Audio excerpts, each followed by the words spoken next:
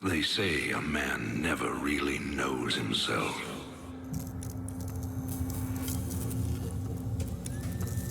Until his freedom's been taken away.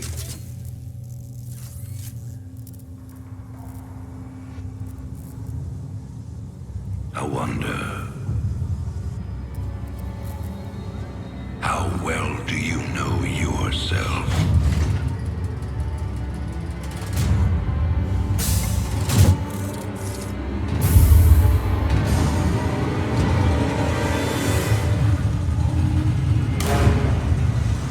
Prisoners, step forward onto the platform.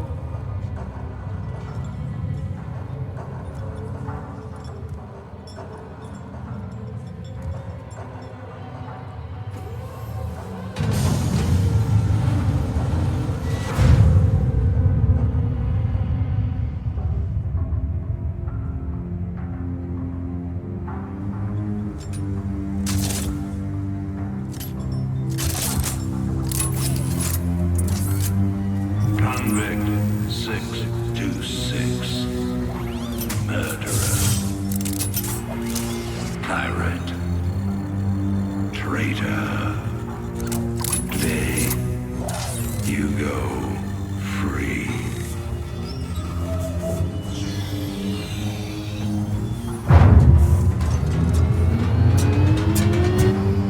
But, as you'll soon learn,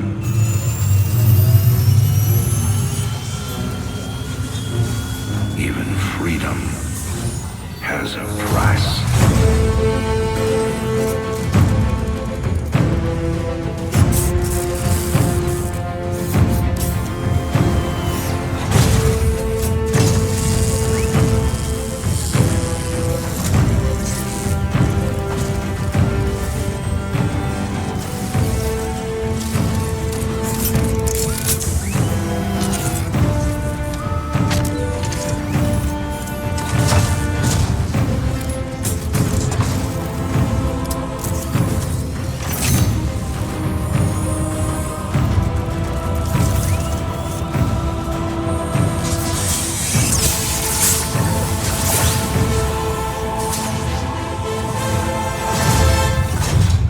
Combat suit sealed and locked.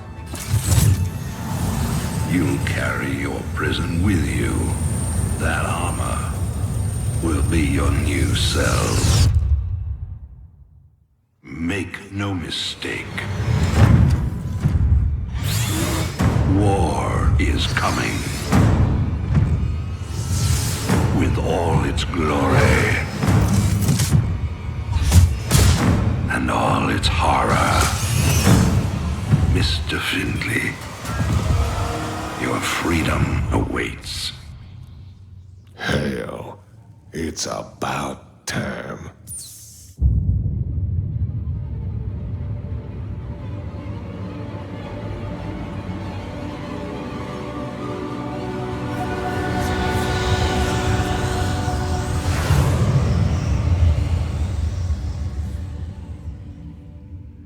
The first Starcraft game is a classic of the 90s and early 2000s era of Blizzard, but being born just before the end of the century, those games were before my time.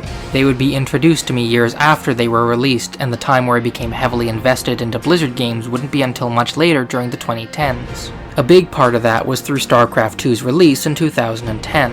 After playing through the campaign for the first time, it wouldn't be until I bought a first-day copy of Heart of the Swarm that I began to really get invested in the game. Rather than the typical formula laid out by the first Starcraft, Wings of Liberty does not jump between each playable faction, instead choosing to focus solely on James Raynor and the Terran playstyle, with Heart of the Swarm and Legacy of the Void being the Zerg and Protoss campaigns. This gives the game more time to flesh out what makes the Terrans unique and grounds the story in its strong themes of choice, liberty, and fighting for one's freedom. If, like me, you've been waiting for this game, I invite you to join me as we begin the first part of the StarCraft 2 saga. 4 years have passed since the Brood War came to an end. In that time, the Zerg swarm had vanished, although those that were sent into their territory in search of answers would never return. The Daylon Protoss worked to rebuild their civilization on the planet Shakuras with the creation of the Golden Armada as a symbol of their power and their unity. After saying goodbye to his Protoss allies, James Raynor would continue to fight back against the Zerg, but after a series of unsuccessful strikes, he turned his attention to the more immediate threat. Raynor would fight back against Mengsk and his tyrannical regime. Branded as a terrorist by the media, Raynor was a wanted man all across the sector. Retreating to the backwater planet of Marsara, where he served as a marshal years ago, Raynor has resorted to drowning his sorrows at Joey Ray's bar. There, listening to a news broadcast of Mengsk claiming they will bring Raynor to justice, he turns to his adjutant to confirm that his raiders are in position around the area. The time had come to turn up the pressure on their revolution. The nearby facility of Backwater Station is the center of the Dominion's logistics on Marsara, and destroying it will severely cripple their operations in the area. The planet was already a bed of anti-Dominion sentiment, which Raynor would help to stir up by raiding the station. While the citizens lack weapons and organization, the Dominion has recently pulled some of their forces from the area. Leading the attack himself, Raynor and his raiders fight through the Dominion's patrols and bring down any holoports that are broadcasting Mengsk's propaganda. The locals had all been rounded up by the Dominion to be relocated to a dig site elsewhere in the area, although those taken away were never heard from again. As one of the locals attempts to escape, the Dominion begins firing on the civilians, prompting Raynor to step in. Seeing the tide turn in their favor, the civilians join with Raynor and assist in destroying the Dominion outpost, launching explosives at the nearby structures. Leaving the people with a hope for the future, along with the resources to fight back, Raynor heads back to Joey Ray's. Back at the bar, Raynor enjoys another drink as the door opens and a Marine walks in. Unsure of who they are or why they've come, but knowing there's a bounty on his head, Raynor slowly moves to grab his gun. The Marine comments on how Raynor really wasn't that difficult to find, and as his visor retracts, Raynor is greeted by his old friend Tychus Findley. Before he had become a marshal, Raynor and Tychus belonged to a platoon named Heaven's Devils, and later became Outlaws. During a mission, Tychus took the fall for Raynor, landing him time in a Confederate prison, but managed to break out with the help of a very powerful client. In exchange for his freedom, Tychus was tasked with locating the shards of a mysterious artifact. With each artifact they liberate from the Dominion, Tychus's benefactors are willing to pay them, and with Raynor's help they can interfere with the Dominion while making a bit of extra cash. Splitting the profits 70-30, Raynor's way, the two of them share a drink, reminiscing that it's beginning to feel like old times already. Marsara is in an open state of revolt, and so the Dominion is getting ready to move the artifact off-world. They have been digging out in the wastelands for months, and it appears they have finally found what they have come looking for. Before they can abscond with the artifact, Raynor and Tychus move in to steal it for themselves. A nearby rebel outpost is keeping the Dominion occupied, and while Tychus sees it as a good distraction, Raynor instead chooses to save the rebels, unwilling to simply leave them behind to rot. With their forces joining up with Raynor, they move to attack the mining outpost to retrieve the artifact before the Dominion reinforcements can arrive. Trashing their barracks and factory, the Dominion are forced to retreat, with the raiders picking off any stragglers left behind, and gaining access to the crane's controls. Now that the artifact rests in their hands, all that is left to do is find a way off of the planet and to bring the artifact to Tychus's contacts, a research organization called the Mobius Foundation. Raynor calls for an escort off of the planet, meaning all he and Tychus need to do is sit back and wait, but their relaxation is cut short with the detection of numerous Zerg biosignatures emerging from the dig site. They'll overrun the area within the hour, forcing Raynor to fortify their position and hold out against waves of the alien swarm. Hunkering down in fortified bunkers, Raynor and his forces block off the two bridges leading into their compound, sending out teams to rescue anyone that has been left behind out in the wastes. However, as time wears on, the Zerg numbers increase at an alarming rate, and their onslaught becomes relentless. Soon, the Zerg forces threaten to overwhelm the base, tearing through the erected defenses and making their way into the compound. Luckily for Raynor, the Hyperion arrives upon the battlefield, keeping the Zerg at bay. The ship's captain contacts Raynor to check if everyone is still alive down amidst the chaos, allowing for the raiders to escape from the planet, artifact in hand. Even aboard the Hyperion, Raynor's forces aren't completely out of the woods, as Mutalisks assault them from the skies. At the helm, Raynor meets with his second-in-command, Matthew Horner, and orders for him to get them out of there. Prepping the ship for warp travel, Matt tells everyone to brace themselves as the Hyperion blasts itself out into space. The Zerg haven't been seen for years, but it isn't just Marsara that has come under attack. Tuning to the Dominion's news, it seems the swarm has been spreading across all of the fringe worlds, bringing destruction on every planet that falls beneath their shadow. Raynor, Tychus, and Horner watch on as billions are reported as dead, and Dominion outposts across the sector are overrun. Most disturbingly, however, is a video taken from one of these invasions, as it appears that the Queen of Blades herself is leading the swarm from the front lines. As Horner questions what she could possibly be after all this time, Raynor collapses into a nearby chair at the realization. She's come to finish the job. A distress call from the planet Agria catches Raynor's attention. A small farming colony that was established on the planet is now under attack by the Zerg. Abandoned by the Dominion, they will not be able to hold out long enough to evacuate without immediate aid. Raynor makes contact with their representative, Dr. Ariel Hansen, and his forces head down to the planet to help with the evacuation. There exists a nearby starport, but the Zerg have been overwhelming any transports attempting to reach it via the highway, and so Raynor's forces serve as an escort, defending the convoys from ever-increasing Zerg numbers. As drop pods rain down from the skies and nidusworms break through the earth, the situation becomes increasingly more dire as the colony is overrun. Thankfully, all the citizens are able to reach the starport and launch themselves to safety. Dr. Hansen herself joins Raynor aboard the Hyperion to better coordinate her efforts to find a new home for her people, as well as to help out with the ship's medical facilities and research laboratory. The Mobius Foundation has located another artifact on the Protoss world of Monolith. These Protoss, however, belong to a fanatical faction of zealots called the Tal'Darim, and do not take kindly to outsiders trespassing on their world and stealing their artifacts. While it looks as though it will be a long and drawn-out siege against the Tal'Darim's forces, the sudden appearance of the Zerg complicates matters. The relentless onslaught of Zerg against the Tal'Darim does provide Raynor with a decent distraction, however, and so by attacking the Protoss from the other side, they can carve their way towards the artifact before the Zerg reach the shrine and claim it for themselves. Fighting a battle on two fronts, the Tal'Darim are quickly overwhelmed by the two armies, and Raynor's forces manage to smash their way through their defenses and establish themselves atop the shrine. Holding the position long enough to extract the artifact, they quickly retreat off of the planet before the Zerg or the Protoss can follow after them. The Zerg are a terrifying and awesome force, swarming over planets and leaving nothing but devastation in their wake. The most dangerous among them all is the center of the swarm's hive mind, an entity known as the Queen of Blades. Tychus, having set himself up in the ship's archives, has been going through old records of the swarm's destruction. Finding him, Matt questions what Tychus is doing there, but the convict dismisses his concerns as he's just catching up with the events that happened while he was in prison. Commenting that the Queen of Blades doesn't look too tough, Tychus is unimpressed with everyone running around scared. Matt, however, tells him that not only was she once human, but she and Raynor were in love.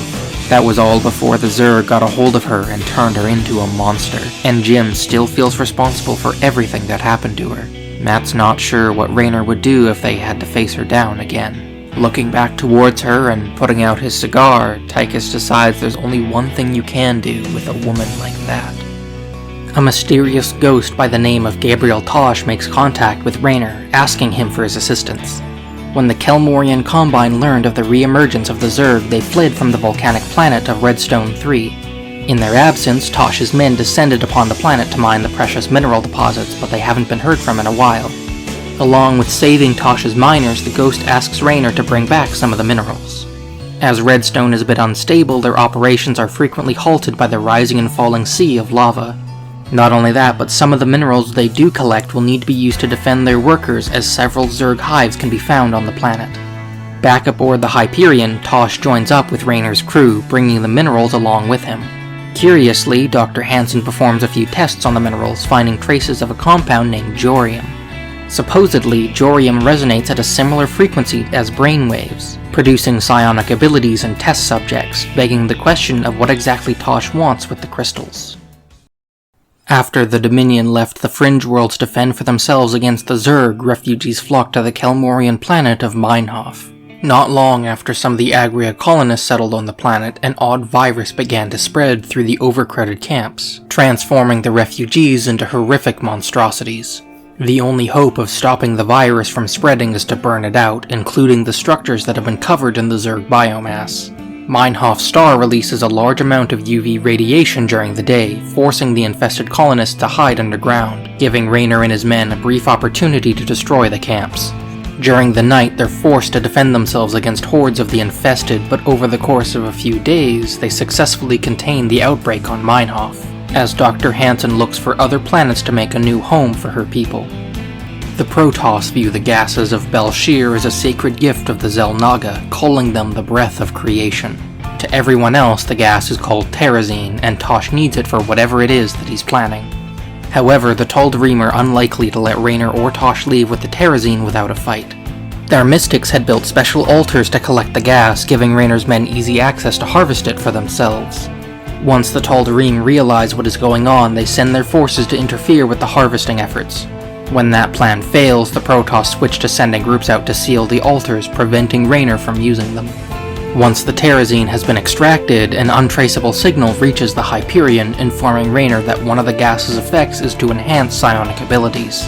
It had apparently been used to create powerful yet psychotic ghosts called Spectres, a group that Tosh admits to having been a part of, but dismisses the signal as having come from Mengsk in an attempt to divide Raynor from his allies.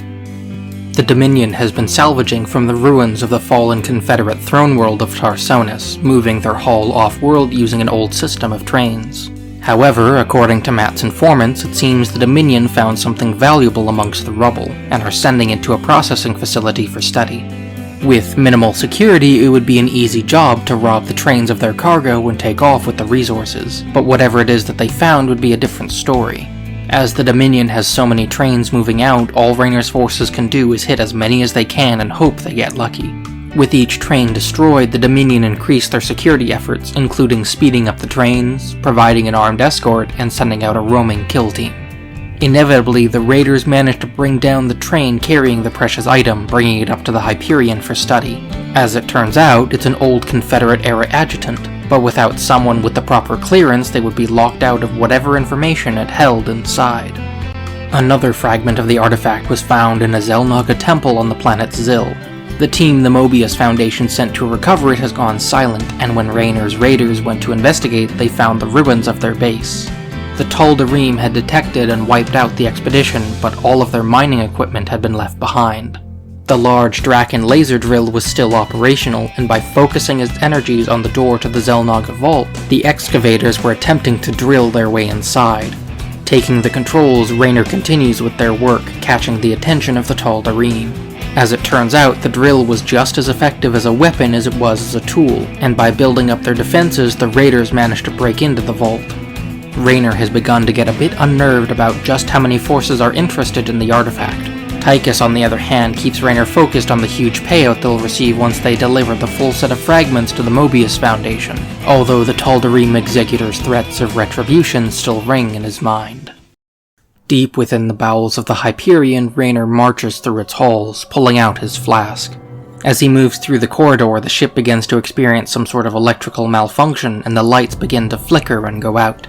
From within the shadows, an injured Zeratul steps out with a grave warning of doom. He has traveled to distant stars and beheld what the future holds, witnessing only oblivion. However, he has found that there is one hope that still remains. Despite her innumerable crimes demanding for her death, Kerrigan is the only hope to save the universe.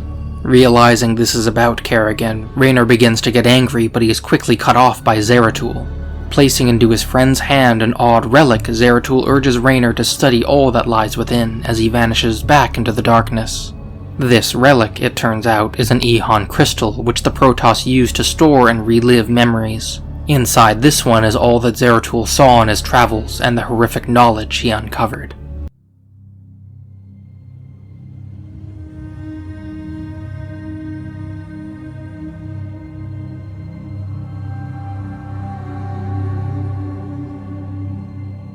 The Zerg swarm came as was foretold. And the Protoss, firstborn of the gods, rose to fight them.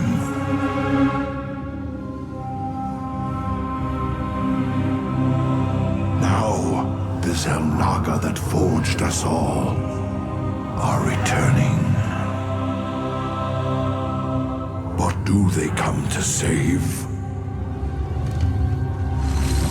Or to destroy?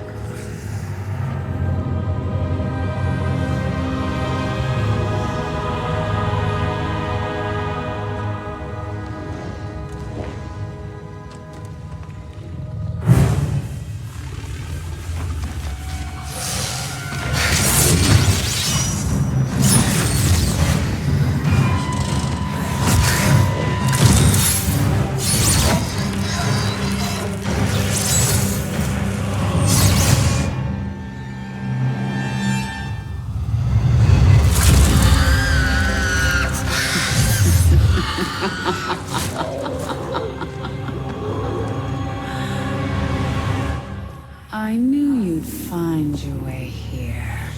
Eventually. Your very presence defiles this place, Kerrigan. Do you hear them, Zeratul? Whispering from the stars. The galaxy will burn with their coming. Perhaps.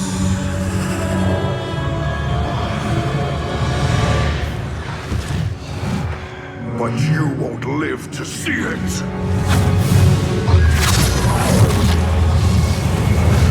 Please. Our petty conflicts mean nothing now. The storm is coming that cannot be stopped. Fitting that we should face oblivion together. Never!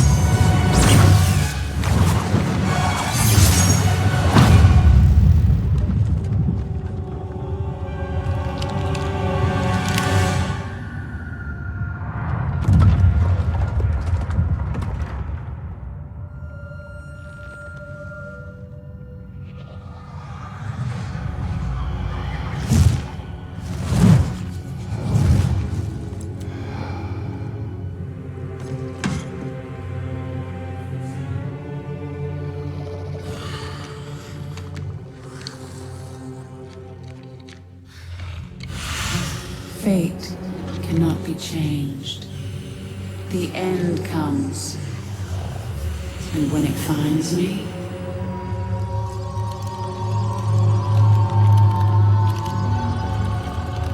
I shall embrace it at last.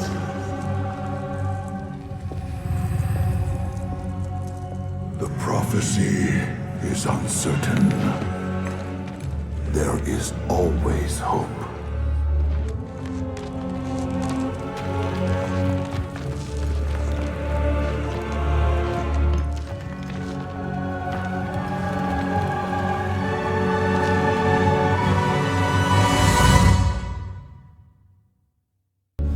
Zeratul's lonely journey through the void led him to the remote world of Ulan, where he found fragments of an ancient prophecy. As was foretold, the Zerg swarm arrived and the Protoss emerged to fight against them. And now the Xel'Naga, the great gods that forged the universe, are returning, leaving Zeratul to wonder whether they have come to save creation or destroy it. The rest of the prophecy lies elsewhere in the ruins of this dead world, and despite no signs of life anywhere, there is the unsettling feeling that Zeratul is not alone. Ambushed by several Hydralisks, Zeratul made quick work of dispatching them, before a chilling laugh echoed through the caverns. Kerrigan, also drawn to Ulan by the prophecy, has given up hope for the future and surrendered to the inevitable. While Kerrigan intends to greet her end with open arms, Zeratul refuses to believe the coming storm cannot be stopped and climbs his way through the ruins in search of the rest of the prophecy.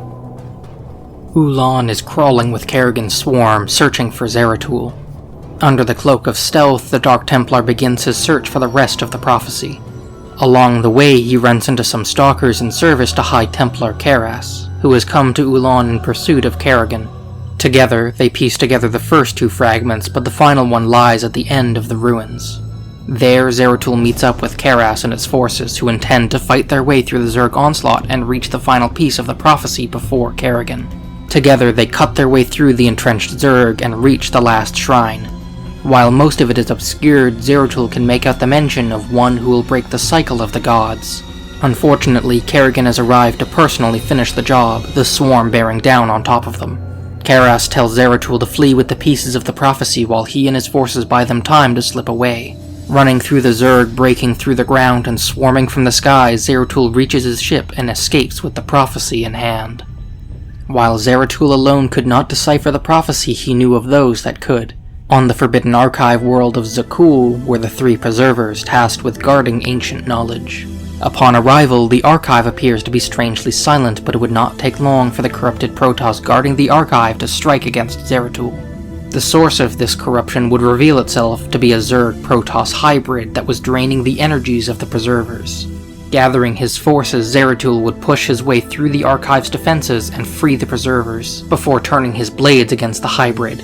Though it attempted to regenerate itself without the preservers' energies to draw from, it quickly perished. Now free to speak, the preservers took the prophecy from Zeratul's mind and began to unravel its secrets. Together, the prophecy tells that the cycle shall come to its end, and when the Xel'Naga transcend their creation, the Dark One shall remain to cover the void and shadow. It begins with the Great Hungerer and ends in utter darkness. Theorizing the Great Hungerer as the Overmind, Zeratul returned to the Protoss homeworld of Ire, where the Overmind's great corpse lay rotting since before the Brood War. The feral broods that still haunted the ruins of Ire fed from the behemoth's corpse, forcing Zeratul to cut through them to reach the tendrils connected to its cortex and peer into its memories. With each tendril that he connects with, Zeratul senses the Overmind's emotions in its final days. Pain, surprise, death, joy, satisfaction of a plan set in motion long ago, fear of the future, and an end. Confused, Zeratul moves directly towards the Overmind's core, where he beholds a vision of Tassadar speaking from beyond. The Zerg were once tampered with to give them an overriding will with the sole purpose of the Protoss' extinction. The Overmind was built with reason but no free will, and as it raged in its prison, it found an agent to save the Zerg from slavery, the Queen of Blades. Before its death, the Overmind witnessed a vision of the end. In this apocalyptic future, Kerrigan was slain for her crimes, and the forces of the fallen Xel'Naga swept across the cosmos. Countless planets have been put to the flame, and the Terrans were long ago wiped out. On a distant, shadowed world, the last of the Protoss race remains. The great heroes of their race, such as Zeratul, Selendis, and Artanis, marshal their forces to fight back against the overwhelming forces of the corrupt Zerg swarm and the terrible hybrid. Together they stand and bravely meet their deaths in battle, but nonetheless, they die. The dark voice taunts the remaining Protoss that as he was their beginning, he shall be their end, and as their light is extinguished, the Zerg are turned upon themselves until only the hybrid and their fallen god remain. This future must not come to pass, and Zeratul warns that when Raynor holds Kerrigan's fate in his hands, the Queen of Blades must be allowed to live for the sake of all creation. It seems as though Kerrigan figured out who was paying Raynor to collect the Xel'Naga artifacts as her forces descend upon the Mobius main research facility on Tirador 8. Although they're ready to evacuate, the teams that were sent out to wipe all of the information from their data cores never returned. As the Hyperion makes landfall, Kerrigan arrives on the planet. As she begins moving between each building, it becomes obvious she's searching for the data cores and the location of the remaining Xel'Naga artifacts held within. Dr. Nerud, the head researcher of the Mobius Foundation, warns that she cannot be allowed to access the data, and so Raynor's men begin to move across the city, taking to the skies to avoid the swarm moving through the streets. As they make their way through, the raiders rescue stranded mercenary teams and destroy the databases directly by bringing down the buildings that contain them. According to Nerud, Kerrigan fears the power of the artifacts and their creators, the Xel'Naga, and with the data destroyed, the Mobius Foundation and Raynor's raiders evacuate from the planet.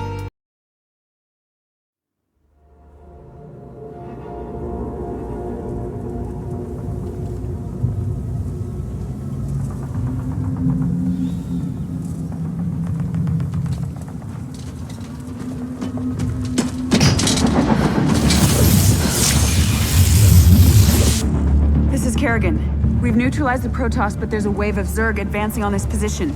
We need immediate evac. Belay that order. We're moving out. What? You're not just gonna leave us. All ships prepare to move away from Tarsonis on my mark.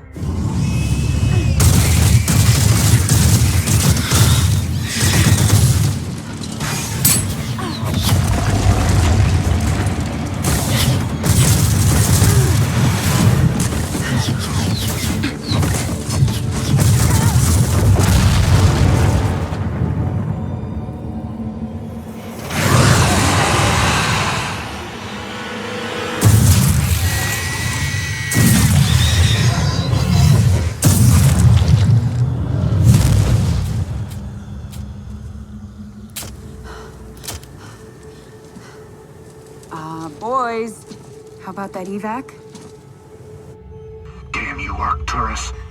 Don't do this. It's done. Helmsman, signal the fleet and take us out of orbit. Now! Commander. Jim? What the hell's going on up there?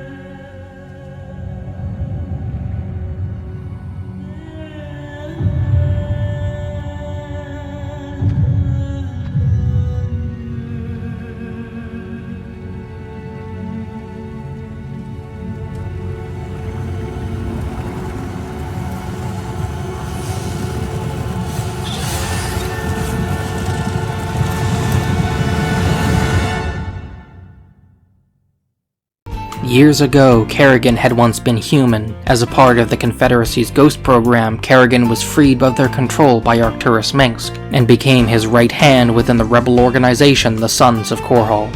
When the Zerg emerged for the first time, James Raynor would join the Sons of Korhal after the Confederacy refused to help evacuate his colonists off the planet of Mars Sara. Together they would fight back against the Confederacy and use their own psi emitters against them on the throne world of Tarsonis.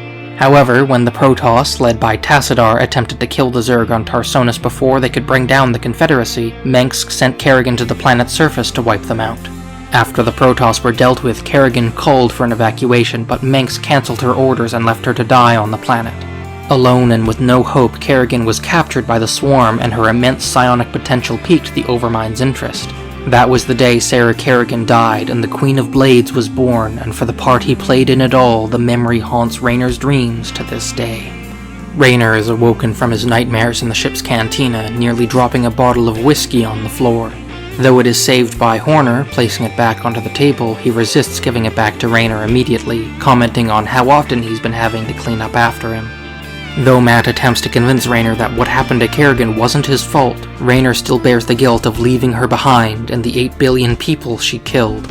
It's the same thing he's been saying every time the situation is brought up, and Matt has given up trying to convince him to let go of his past failures.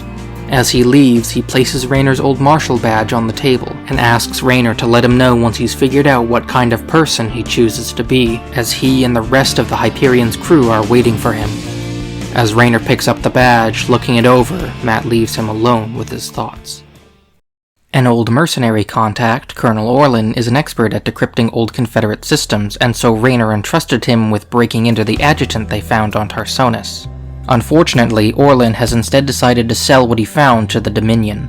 He has paid the mercenary Mira Han to keep Raynor off his back, but unfortunately for him, Mira has a soft spot for Matt Horner. Though he didn't realize it at the time, Matt won Mira's hand in marriage in a game of poker.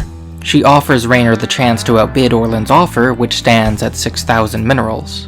Heading over to the scrapyard, Raynor's forces salvage enough materials before Orlin, and Mira's forces assist them in laying waste to the Colonel's base.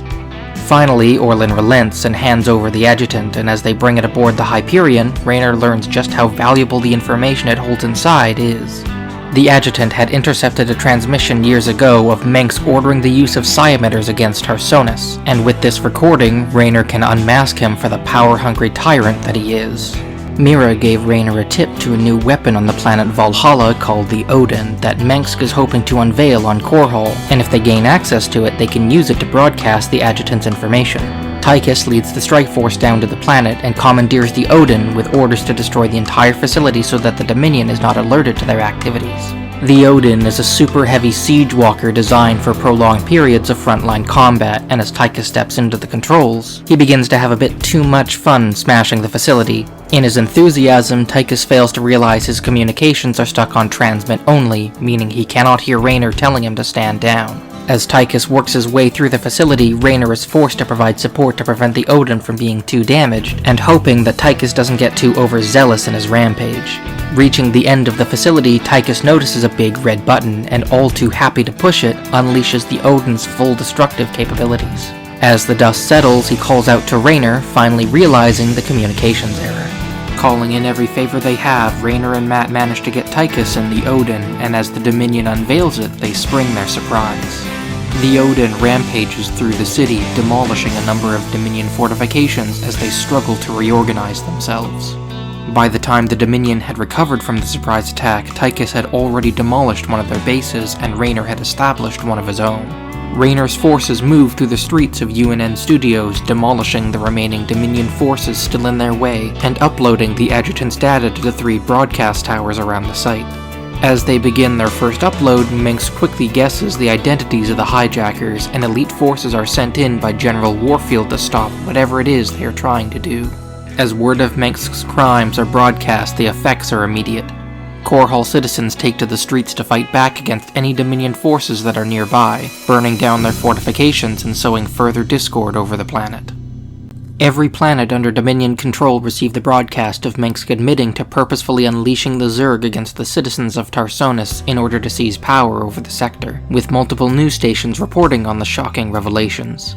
During a press conference where Mengsk attempted to reassure the public that these allegations are nothing but baseless slander, he becomes fed up with those asking him questions and cuts the interview short. Mengsk used the media as a weapon for years, and with just one broadcast, Raynor managed to turn his greatest weapon back against him. Aboard the Hyperion, Raynor and Matt celebrate their victory over cigars, and commenting that every revolution has to start somewhere. Although the Dominion will spin this disturbance as they typically do, it may have stirred something in the people that Mengsk won't be able to stop. As the two of them chat, Raynor comments that one day, Matt's going to be the one taking over and leading their little group of misfits. Matt, however, jokes that that's what he keeps Raynor around for, and the two of them laugh and enjoy their well-deserved rest. A science facility that was infiltrated during the attack on Korhal held the coordinates for the planet Castanar, where a top-secret bioweapons lab is located. Raynor chooses to lead the team infiltrating the facility, blasting their way in. Inside, they find strange specimens in holding tanks, which scans reveal have both Zerg and Protoss DNA. Checking through some of the records, it seems as though the hybrid specimens were artificially spliced, and Raynor decides to blow up the facility to stop these experiments. The far end of the facility houses a large energy source with a reactor powering it nearby. Destroying the reactor, the hybrid being housed breaks free and wreaks havoc on the facility, destroying everything in its path. Raynor and his remaining team fight their way back to the exit, contending with both Dominion forces and the captive Zerg and Protoss that have escaped. The hybrid catches them in its sights and chases them through the crumbling interior, and only when they finally find an escape on a Dominion transport does it give up. If this hybrid is the same kind Zeratul fought, then it can only be an ill omen of things to come. Hansen's people have established a new colony on Haven, but it has since gone radio silent.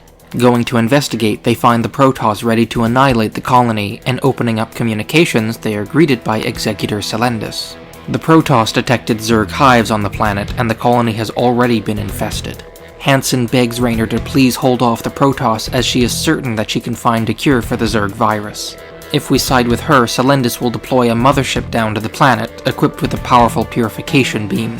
The nearby nexuses are powering the mothership's shields, and by destroying them, the great ship is left exposed. The colonists retreat from their homes to escape the cleansing fire of the Protoss as Raynor brings down the mothership. With the colony now safe, Dr. Hansen heads down to the surface to join with her people, saying goodbye to Raynor as she leaves. She offers him a chance to settle down with a new start, but Raynor turns down her offer. She gives Raynor a small kiss on the cheek before joining the other colonists on their new home. Dr. Hansen's happy ending isn't the only option available to the player, as the threat of the Zerg infestation may prove to be too great to ignore, and so Raynor sides with Celendis in eradicating the Haven colonists. Hansen locks herself in the Hyperion science bay, confident that she can still find a way to save her people, even as they succumb to the infestation. Those that can be saved are evacuated while Raynor's forces roam between the colonies and burn out the Zerg infestation. The virophages are furthering the spread of the infestation, and so by destroying them, Raynor's forces ensure that no trace of the Zerg virus remains on the planet. As they finish the job, however, Matt informs Raynor there is a problem with Hansen in the science lab. Entering the lab cautiously, Raynor seals all exits to prevent whatever it is inside from escaping. Checking the computers, Hansen had used herself as a subject to try and find a cure, but ended up as just another infested. Although Hansen attempts to ambush Raynor, taunting him, Raynor would kill Hansen and bring her suffering to an end. Tasha's plans lead Raynor to the maximum security prison of New Folsom, where the mysterious contact from before reveals herself as Nova, a Dominion ghost. She reveals that Tasha's planning on using the Jorium and Terrazine to create an army of specters which would fill the galaxy with superpowered psychopaths. If Raynor stays loyal to Tosh, then the two of them get to work in assaulting New Folsom. With Tosh on the ground, he infiltrates the prison, neutralizing key targets so that Raynor's forces can move in and deal with the bulk of the prison's defenses. Along the way, Tosh breaks open a number of prison cells, and those inside, eager to escape, climb aboard Diamondbacks and siege tanks to aid Raynor's push through the prison. Attacking the prison not only freed Tasha's specters, but also allowed Raynor and Matt to rescue every political prisoner that was locked away by Mengsk for speaking up against him. Alternatively, the player can choose to side with Nova, believing that the specters are too dangerous, and the two work together to stop Tasha's attempts to create more of them. With his stores of Jorium and Terrazine, he could create an entire army of new specters, which means that their best option was to target his supply. Raynor's men would follow Nova as she moved between the various facilities positioned nearby that were housing Tasha's precious Jorium stockpiles and Terrazine tanks. Tasha's specters guard the way, but after taking each of them out, Nova hacks into their terminals and gains access to their nuclear armaments, turning them back against Tosh and destroying not just his supply, but also a psionic waveform indoctrinator. From a secure location, Tosh contacts Raynor to admonish him for what he has done, and threatening to hurt him with a doll that he had fashioned in Raynor's likeness. The doll, however, seems to be affecting Tychus instead, and as Tosh threatens Raynor, he would be assassinated by Nova, thus ridding the galaxy of any chance to reform the Spectre program. The fourth artifact is located on the planet Typhon 11, and anticipating their arrival from their last interaction, the Tal'Darim executor Nyon relocated his forces to the planet to defend the relic from Raynor's clutches. As Matt, Tychus, and Raynor were assessing the situation, the star's output increased dramatically, signaling it was about to go supernova. Raynor's forces swiftly dropped down onto the planet, using mobile structures to stay ahead of the firestorms sweeping across it. Luckily, they had more than enough supplies already sent down to the planet, eliminating the need for supply depots, allowing them to focus on breaching through the Protoss' defenses. The Tal'Darim had entrenched themselves firmly around the vault the artifact was being housed in, and so Raynor's forces were forced to race against time as the firestorm crept closer and escaped from the planet before they and the artifact were destroyed. With the artifact stolen, Nyon vows to hunt down Raynor to the ends of the universe for his wanton sacrilege. The Hyperion warps to a rendezvous point to meet with the Mobius Foundation and deliver the artifacts, and as they wait, Dominion battlecruisers warp to their location, including Mengsk's flagship, the Bucephalus.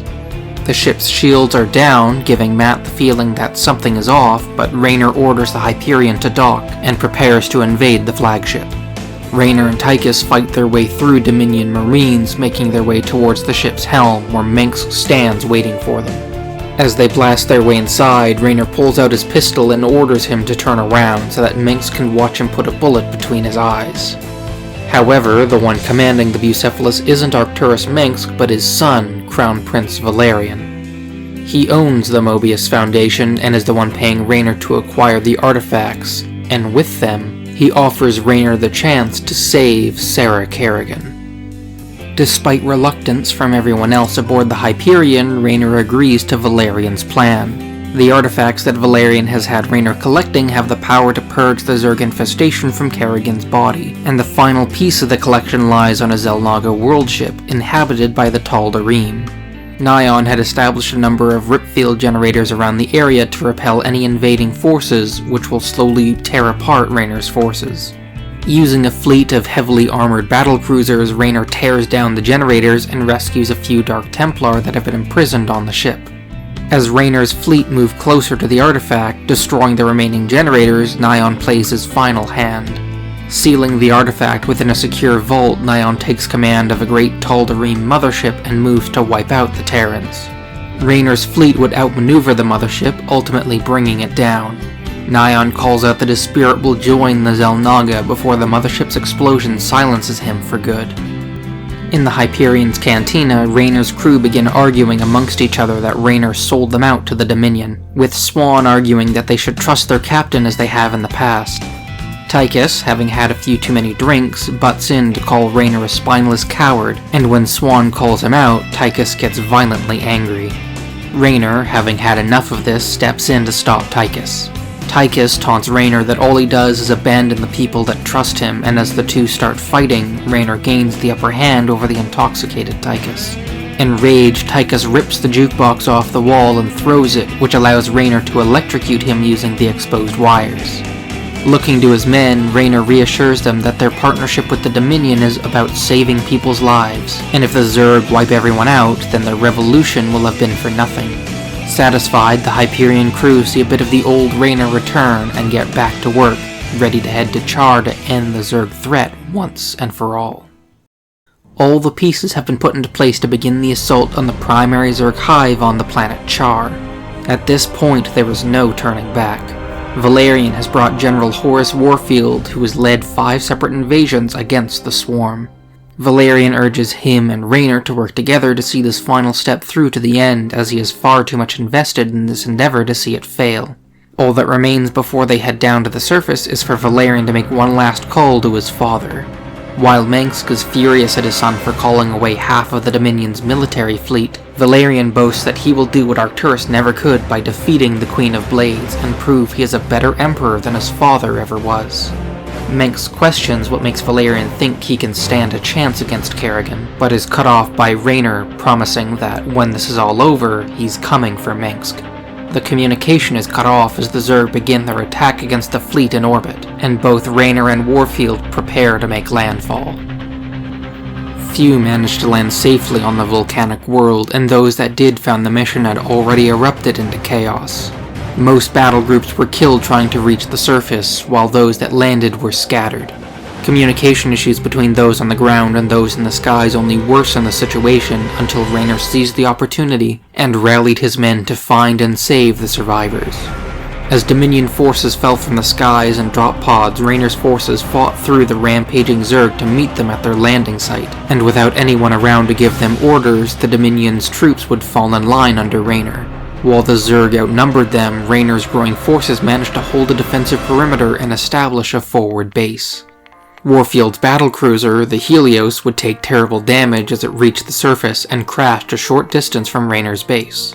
The Zerg would throw their overwhelming numbers against Warfield's defenses while he sent out a distress call. General Warfield's forces held out for as long as they could against the Zerg, but it was a losing fight. Running low on ammo and losing his men to the Swarm, his men attempt to retreat, ignoring Warfield's orders to hold their ground. The situation looks increasingly dire as more Hydralisks burst from the ground around them, with their poison projectiles being launched deep into Warfield's right arm. Before the Hydralisks can kill him, Raynor's forces finally arrive. As Raynor helps Warfield up, the general comments that the raiders were the last people that he had expected to come to his rescue, but Tychus pulls their attention out to the wastes. The Swarm has come bearing down on their position, with Zerglings ready to tear into them. Raynor did not come alone, however, and the stampeding Swarm would be blown apart by his air support, successfully holding them off. Warfield acknowledges that Raynor may be a pirate, but he saved him and his men that day, and he won't forget that. With their position now secure, they can begin to prepare for the second phase of their invasion plan. To reach the main hive, Raynor will need to cripple the Zerg's reinforcements, and while 2 options are available, there isn't enough time for both. Their first option is to collapse the tunnels to prevent nidusworms from bursting from the ground. With each charge they detonate, the tunnels fill with lava. The final fissure needed to collapse the tunnels lay in a massive hive, and as they place the charges, a large queen emerges to defend the eggs. Once it's dead, Raynor's team escapes from the tunnels as the final charge goes off. Alternatively, the Zerg's air support roosts on a series of infested orbital platforms. The hives are too deep inside the platforms to be taken out with nuclear blasts, but by finding and destroying the various cooling towers, the whole series of platforms would explode as their reactors began to melt down. On the platform, they would encounter a colossal leviathan, which the Zerg uses interplanetary travel, but even it would not be enough to stop Raynor's forces from destroying the platforms and making their way back down to Char. To those stuck on Char, the barren planet is as close to hell itself as it can get.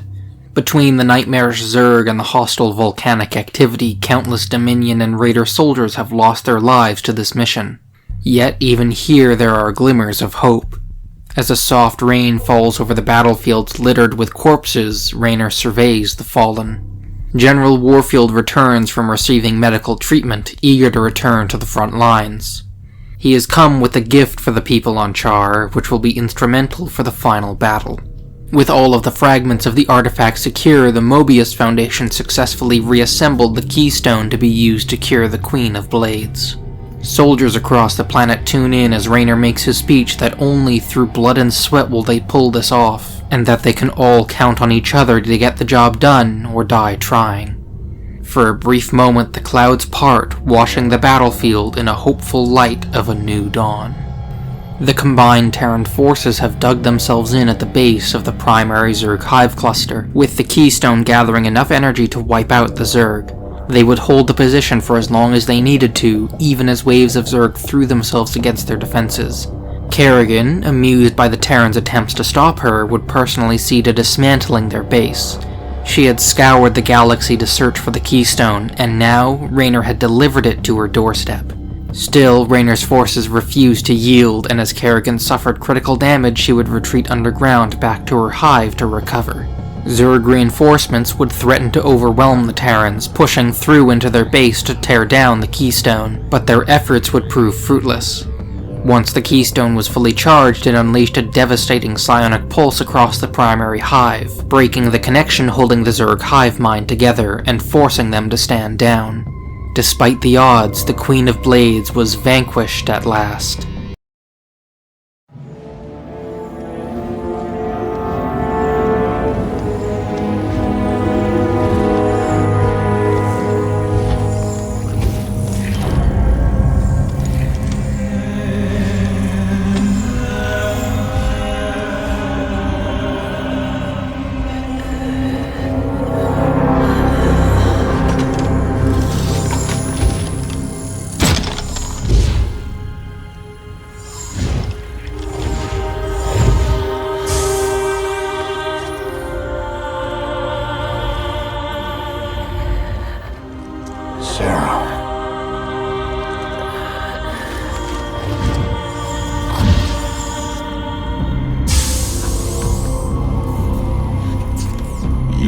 All this. You have your orders, Mr. Findlay. Carry them out.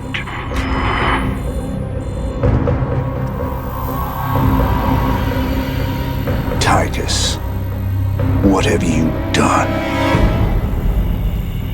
I made a deal with the devil, Jimmy. She dies, I go free.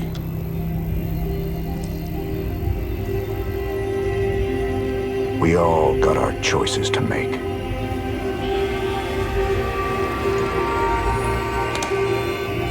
Damn shame.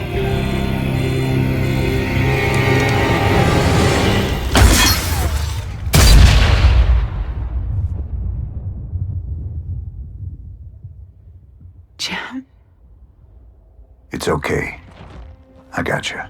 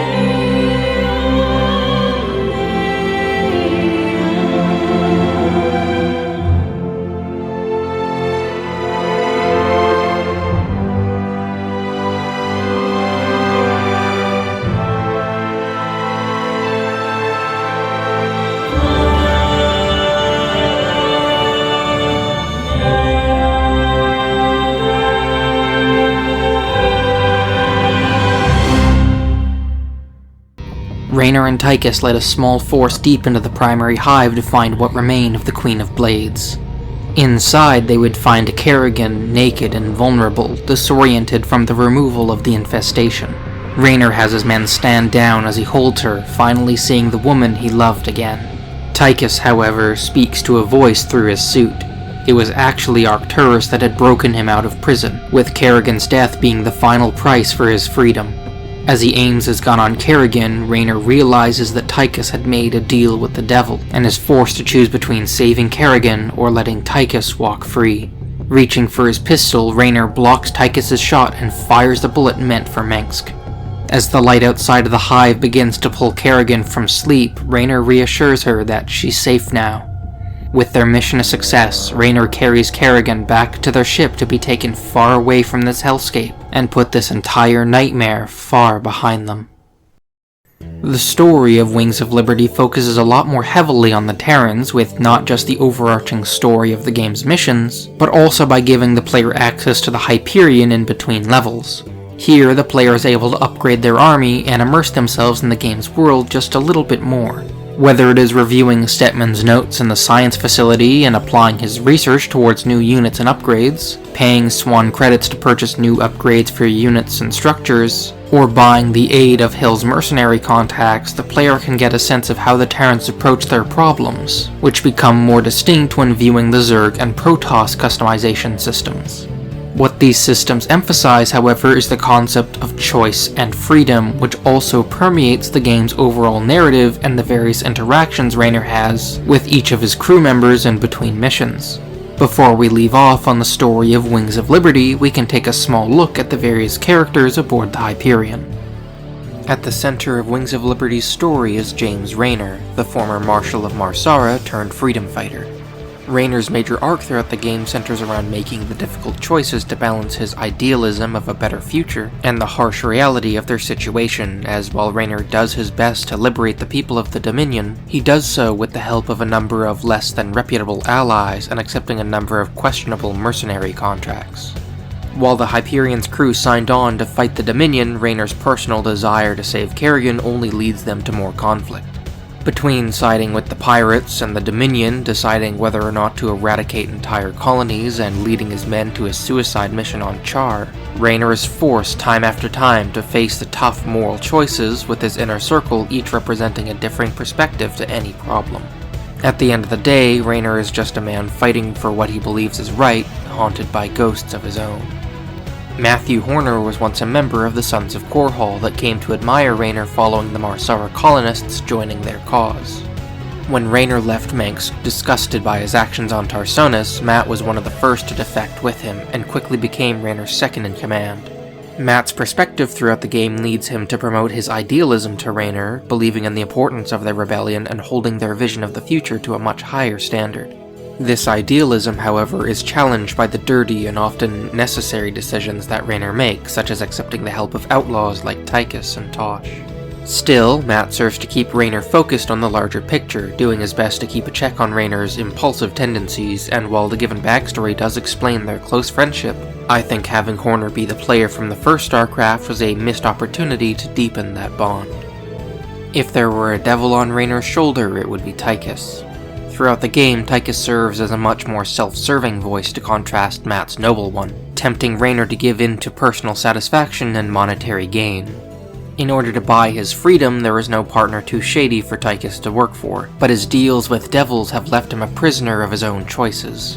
While Tychus may not be stuck in a cell, he is still imprisoned within his marine suit and his deal with Mengsk. Tychus' freedom, however, comes at the cost of others, and even as he works to help other people, it is only to further his own self-interests. Throughout the game, Tychus seems to feel entitled to Raynor's loyalty after he took the fall for the two of them, which all comes to a head on Char. In the end, Tychus chose to compromise his own morals and betray Raynor, as he valued his own personal freedom over helping his friend reunite with his lost love. I have a feeling that, had Tychus succeeded in accomplishing his mission, his prisoner would only take on a new form, as it has many times already.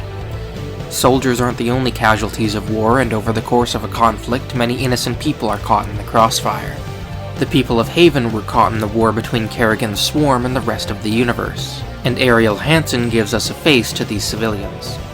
While Hansen acts as an optimistic voice for Raynor to counsel, her and her people are dangerously fragile, with every attempt at finding a new home resulting in more pain and loss. By the time she finds a new home on Haven, her people have fallen under Zerg infestation, and we as the player are given the choice of sacrificing them for the greater good, stopping the spread of the infestation, or saving her and her people, souring relations with the Protoss, and leaving the threat of reinfestation hanging over their heads. Hansen's fate is tragically left in our hands. She is unable to fight for her freedom herself, and depending on our actions, Hansen either becomes another casualty of war, or one of the few to rebuild in its aftermath. As a Spectre, Tosh's existence is shrouded in darkness and controversy. The Dominion have labeled him as a violent psychopath, and while we never get to really see his ruthlessness, Tosh gives the aura of a man who believes the ends justify the means. Tosh's advice to Raynor often leaves him advocating for a darker, more ruthless path to tearing down Mengsk's regime, and his secretive nature leaves us guessing at his true intentions. When we finally have all the pieces in place, the game presents us with the choice to either aid Tosh in creating new Spectres, choosing to resort to extreme measures in our rebellion, or to stop him and choose to take a more noble path.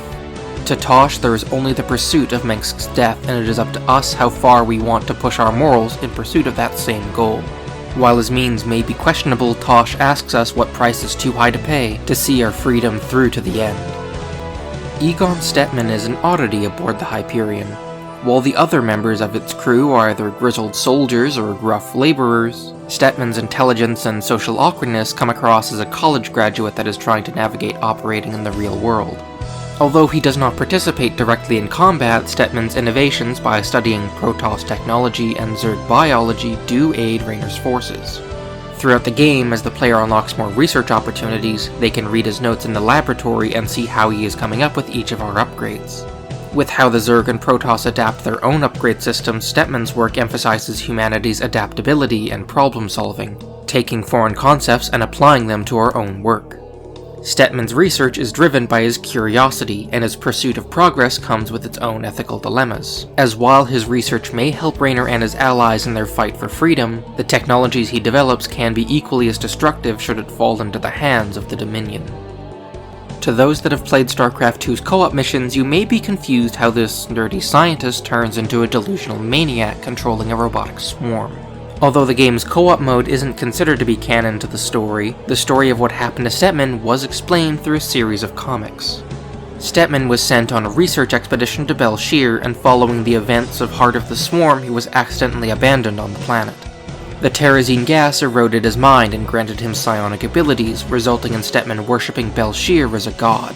By the time people realized what happened and went to find Stetman, he has created an army of robots to harvest the Terrazine gas, with him naming his favorite among them Gary.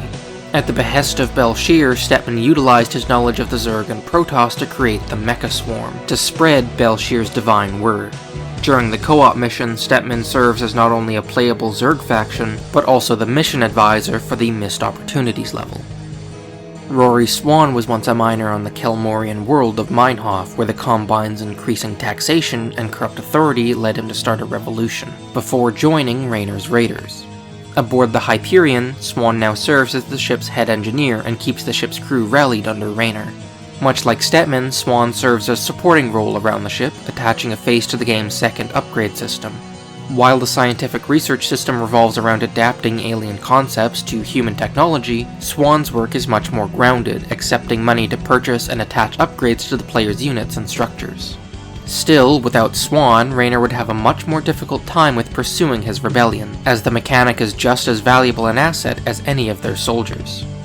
It is only through their collective effort that they are able to find success, and fighting for one's freedom takes the form of supporting their soldiers just as much as it is on the front lines. While the credits Raynor earns throughout the game can be handed over to Swan for upgrades, there is one other place they can be traded off. Graven Hill sits in the ship's cantina, ready to offer the services of his mercenary contacts for the right price. Although Hill's purpose in the game is strictly mechanical, as he has no conversations in between missions, his presence does point towards one of the darker aspects of Raynor's rebellion. As a black market dealer, Hill enjoys the ongoing war for the profit that it brings him. Much like Mirahan and the various pirate factions, Hill operates outside the constraints of the law, ready to work for whoever pays the most money while never choosing a side to stick with. Hill's desire for profit and self-interest over fighting for a collective freedom sets him apart from the other people aboard the Hyperion, and should we choose to make a few moral compromises to make an advantage, he will be all too happy to lighten our wallets. After each mission, word of Raynor's success reaches out across Dominion space, but rather than being received as a hero of the people, Raynor is branded as a wanted terrorist. This is in part due to Mengsk's control over the media, which we can see firsthand through broadcasts of the state-controlled UNN, and its anchor, Donnie Vermillion. Freedom of thought, expression, and information are a valuable tool for any free society, but through his use of propaganda, Mengsk controls the narrative and maintains his oppressive grip on power. Vermillion perfectly embodies this idea by either downplaying Raynor's victories or by twisting the narrative in such a way to fit with the truth of the Dominion. While his broadcasts are rather humorous to tune into, with the obvious bias contrasted by the reporter Kate Lockwell's more grounded reporting of events, it's important to remember that the Dominion's control over the media is its greatest weapon, and one Mengsk uses expertly to maintain his power.